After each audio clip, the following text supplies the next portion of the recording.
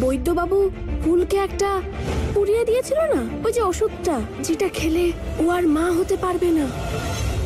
আর ওই মেয়ে তো এই ওষুধটা সঙ্গে করে নিয়েই যায়নি। স্মল গিন্নিমা, আমার স্কিন লাগছে, ছাড়ুন। মনে হচ্ছে ঈশ্বর আমার থেকে আজ মুখ ফিরিয়ে বসে আছেন। কোনো একটা কাজ ঠিক হচ্ছে না।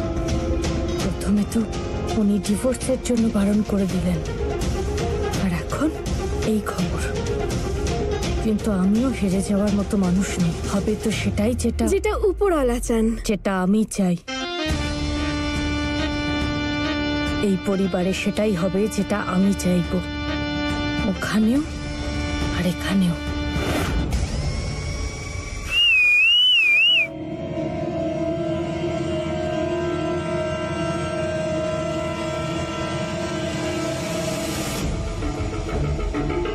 দীপাবলি আসতে তো এখন অনেক দেরি আছে, তাহলে রাস্তায় এরকম ফুলঝুরি ঘুরে বেড়াচ্ছে কেন? খুব গরম হচ্ছে, নিজের হাতে একটু আইসক্রিম খাওয়াও না।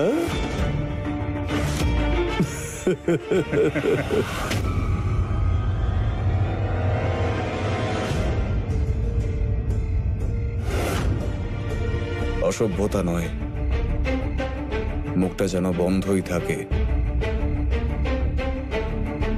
চলো। ওই ফুলঝুরির প্যাকেট চল দূর হ।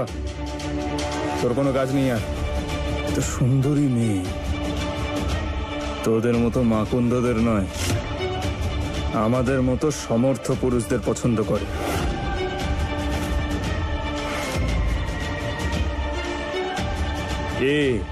ঠিক বললাম তো? আসল পুরুষ কখনো মেয়েদের বিরক্ত করে না, পুরুষের সঙ্গেই কথা বলে।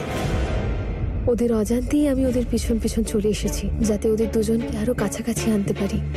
আর এবার মনে হচ্ছে যে আমার এই কষ্টটা বিফলে যাবে না।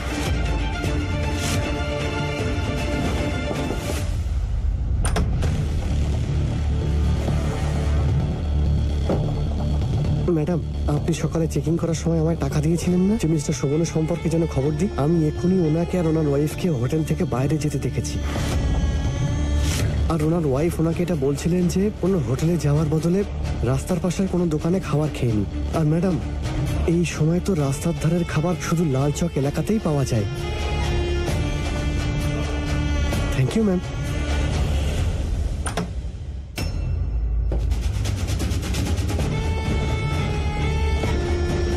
ওরা এখন বাইরে খেতে গেছে, এরপর তুমি